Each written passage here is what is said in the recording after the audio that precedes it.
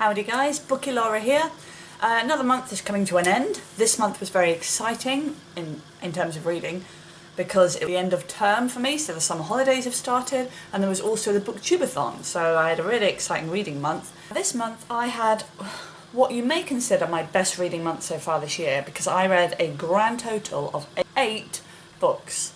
Now that is slightly less impressive than it sounds because a lot of the books were quite short books, so in terms of overall pages it probably wasn't that big of an increase on what I would usually read. So the first book that I've read this month was Hidden Bodies by Caroline Kepnes. Now this is the sequel to You, which I read at the start of the year and is one of my favourite books that I've read so far this year. I am slightly in love with stalker Joe Goldberg. I was super excited about hearing about him again and seeing what he was up to. I gave this 4 stars on Goodreads. It's a blooming good book. I think that the only reason it didn't get a 5 for me is that it's just not quite as good as You. My favourite things about it is, and is the same with You, is just the way you get inside Joe's head. You get inside that stalker head and it felt really familiar to sort of get back with him, like putting on a cosy old jumper. It was just lovely. A slightly weird, stalkery, murdery jumper, but it was still nice to get back to him. He is the selling point of the book. There is something about the way that Caroline Kepnes writes that makes you sympathise with him, root for him and want the best for him, despite the fact that you know he is a raging psycho who good things shouldn't happen to. The main negatives for me, it's not, I didn't feel it was as strong as You, but I don't know if that's just because my expectations were too high, and I really missed that second person narrative that there was in You. It's still a great book and I still recommend it, but I recommend You a lot more. So after I read that, I decided to read Illuminate by Amy Kaufman. I thought it was an amazing concept. I know I talk about this a lot, but concepts really for me win me over and lose me quite easily. The idea of telling a story through different media, through emails, through instant messenger chats and things, was such a great idea that it had me hooked right from the start. Another thing that I really loved was that there was heavier sci-fi going on than I expected. When I picked this up, I thought a YA, irritating love story, yes, but I was surprised by the depth of the sci-fi element to it. It was a really great idea, and that, I think, made me more excited as it went on and built up. I swung between 4 and 5 stars quite a lot in the second half of the book, but in the end I decided to go for 4 stars.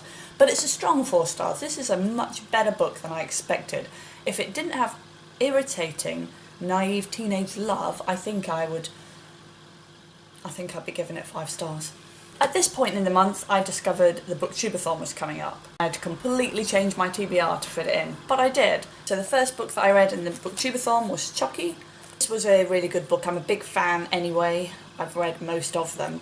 I really like this sort of sci-fi creepy concept. It's very easy reading, nothing difficult about it.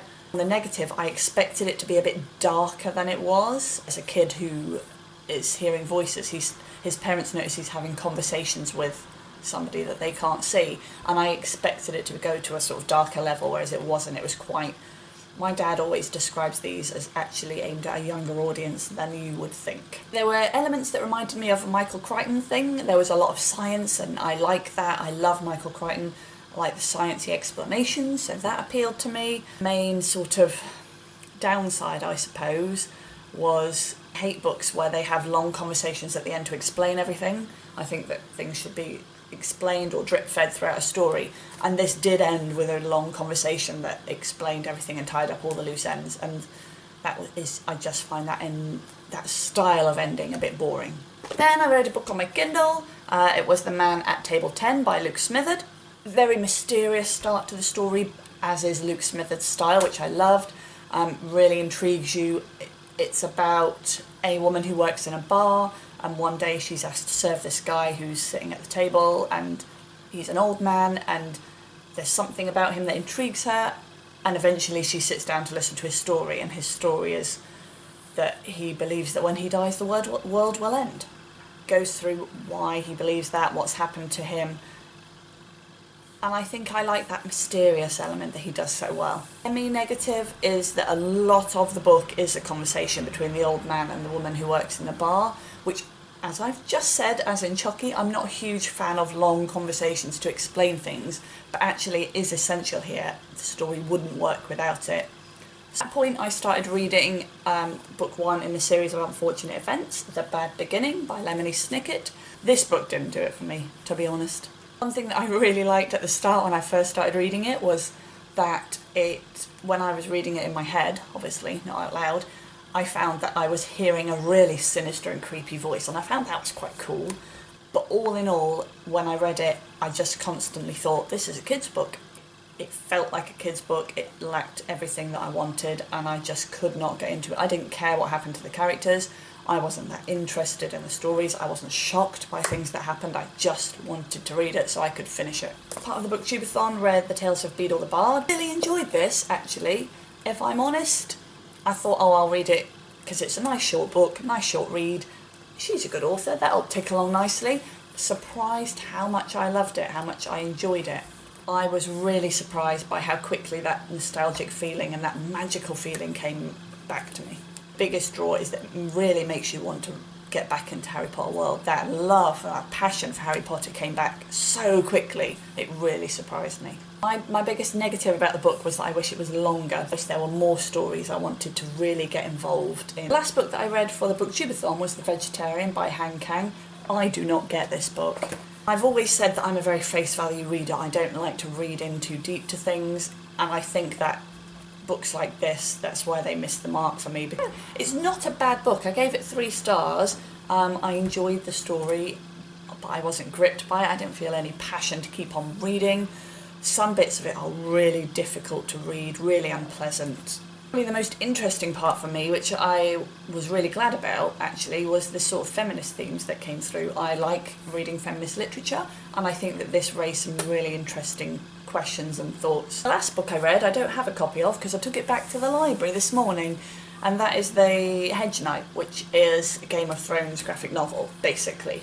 And I was really surprised how much I enjoyed it. I gave it 4 stars in the end. I think because I was interested in the world in which it was set, I was much more interested in the pictures and the detail in the pictures rather than just flicking to get through the story. I was really interested in the character, wanted to know what was going to happen to him, and then halfway through it just went off on a complete tangent in a story that I wasn't interested in. So that was probably the only negative for me. That is my wrap up for whatever month has just passed, July. I'm really chuffed to bits with how much I've read. I'm really pleased with the range of books that I've read. They're different age brackets, different genres, different everything. I'd love it if you have read The Vegetarian to tell me what on earth I'm supposed to have got from it. That'd be great too. I'll see you next time, guys. Bye bye.